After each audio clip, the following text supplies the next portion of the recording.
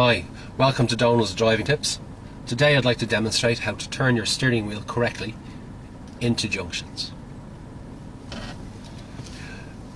When I'm teaching pupils to drive, a lot of the time you find the way they turn is quick movements like this, or they're crossing their hands, and invariably when they're doing either of these, they don't have a sense of their turn and their position, and they will usually either cut the corner or swing wide.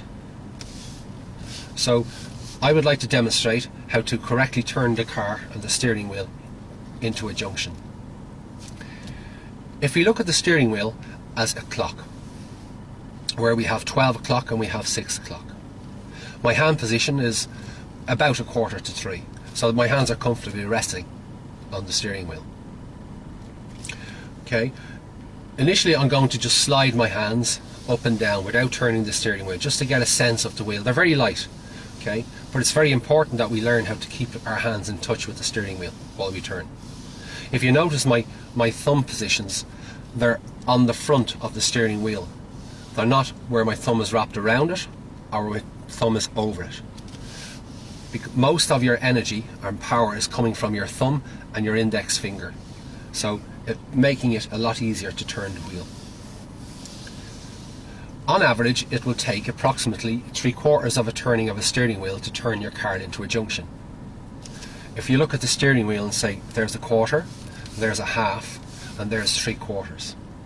So we're looking to achieve that turn in as little movements as possible, and that is achieved by using the pushing and pulling technique. How we do this is having the hands on the steering wheel on approaching a junction, bringing your hands up towards 12, as it's always easier to pull down on the wheel than push up on the wheel. With my right hand, I'm going to turn the wheel to my right, remembering the left hand is just loose on the wheel, so as my right hand goes to the right, the left hand is just sliding like we were previously demonstrating. So pulling down with my right hand, getting around to 6 o'clock, where then my left hand pushes up to 12, my right hand pulls down, my left hand pushes up. We're going to reverse the process.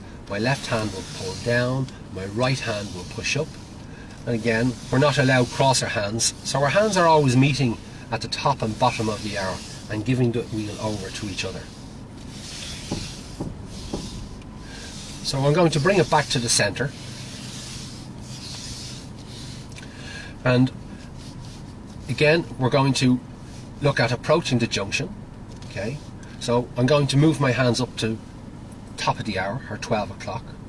Okay, and we're looking to achieve 3/4 of a turn. So with my right hand I shall pull down, left hand pushes up, and as you can see we've achieved 3/4 of a turn comfortably with 2 hand maneuvers. Okay, then we're going to reverse the process, left hand down, right hand up, and there you have it.